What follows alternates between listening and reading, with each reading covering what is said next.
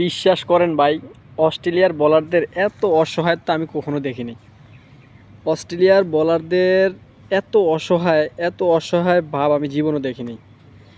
বড় বড় দলের সাথে ইন্ডিয়া, ইংল্যান্ড, নিউজিল্যান্ড এদের সাথে কি খেলে Australia bowling. Hazlewood, Mitchell Starc, Cameron Green, Pat Cummins, Webster, আটটা বোলিং দিয়া ট্রাভিস হেড, লাবুশেন এদের দিয়েও বল করাইছে। 8টা বোলিং লাগাইছে শুধু বাংলাদেশের একটা উইকেট ফেলানোর জন্য। 8 জনের বোলিং লাগাইছে। কি খেলে একটু চিন্তা করেন, একটু মাথায় চিন্তা করেন যে বাংলাদেশ কি পরিমাণে এই টেস্টটা কেমন এফোর্ট দিয়ে খেলতেছে, বাংলাদেশের এই টিম এই দলের সাথে খেলতেছে। আজকে 2 দিন গেল, প্রায় 150 রানের লিড হয়ে গেছে। বাংলাদেশের 150 রানের লিড হয়ে গেছে। 198 রানে অস্ট্রেলিয়া অল আউট।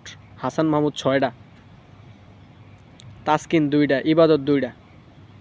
বাংলাদেশের 3 ফেসারি 10 উইকেট লয়ে লিছে মাত্র 198 রানে অল আউট।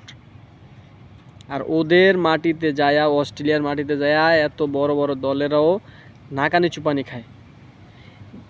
মানে অস্ট্রেলিয়ার যেই টিম, এই টিম মনে করেন সবচেয়ে বেস্ট টিম, অস্ট্রেলিয়ার সবচেয়ে বেস্ট টিম লয়ে বাংলাদেশের এগেইনস্টে নামছে।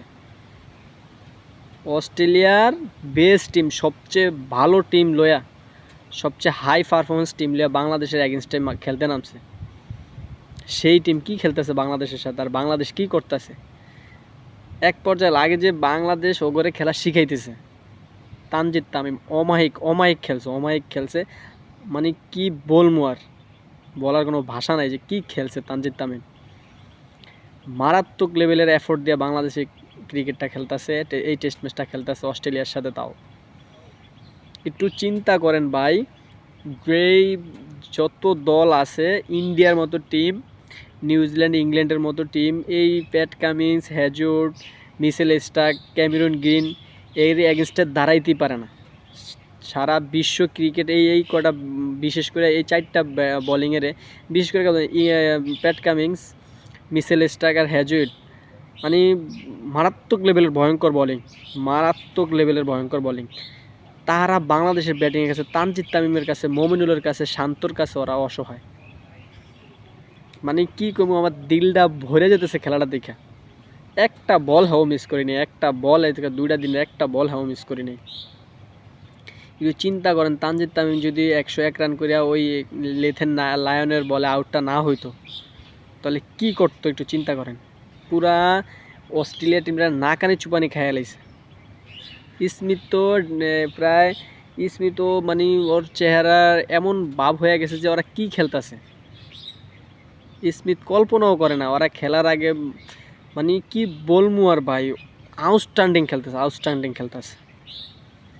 এই টিম বাংলাদেশের ভাই, গর্বে বুকটা ফাইটে যেতেছে যে বাহিরের দেশে যায়, অস্ট্রেলিয়ার মতো মাটিতে যায়, ডারওয়েনের এমন পিজে বাংলাদেশ কি খেলতেছে, তাও বিশ্বের নামি দামি বোলারের সামনে।